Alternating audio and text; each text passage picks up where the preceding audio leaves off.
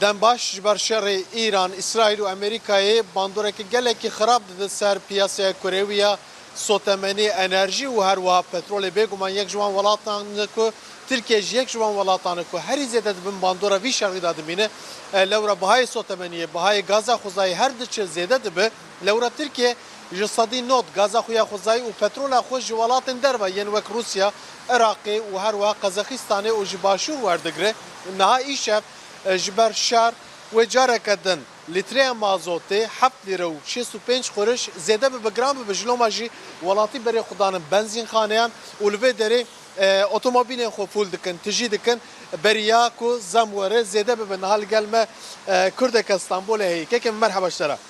Ji bo çi îş to hatî otomobîla xwe fûl dikî? Vala bûye ji ber zamê.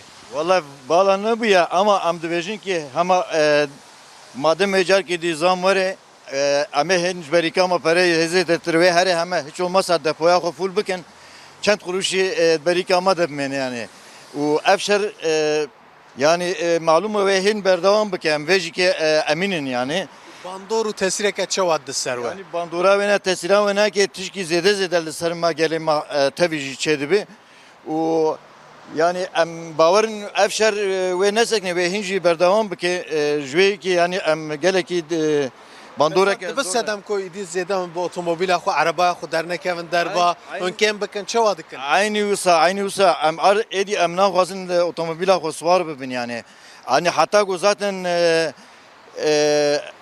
toplu taşıma bir tramvay otobüsü falan hani devre go dişine de em hatta go jumavere em be araba xwe edi nama dert kevin Sala parte çıka full dikir. Araba xwe niha tu çıka full dikiriye. Xêra xwe nişanê me bin. Valla sala çuvi yani bir milyar kemi depoya xwe full dikir. İsal çuya 3 milyar û nîva. Em karin nişan bin. Me niha me tam jî full nekir ama me go are me tam jî full nekir. Yani kavatama artık hatta da vara go Mazot ya benzini? benzine ama. Yani benzin jî bahadı mazot jî bahadı yani her du jî bahadı neydi am ego mazot jî ki distine aynı vakame ve tereddüte Deya u ego benzin sen aynı tereddüt yaşamıştı bir yani. Zor spas mali hava kan berê xwe bidin xebatkareke li vê derê benzînxaneyê jeyî merhabalar. Sizden de kolay gelsin. Kurmancı zanî ne olsa? Em kurmancı bigirin ya Tirkî? Em li hot xebtim nove. Nabe ama olsa kurtasî olsa niha îşev wê dîsa zem were. Xelk ji niha tên arabên xwe otomobîlên xwe fûl dikin çawa yê rewş? Valla millet rahatsız evi durumu.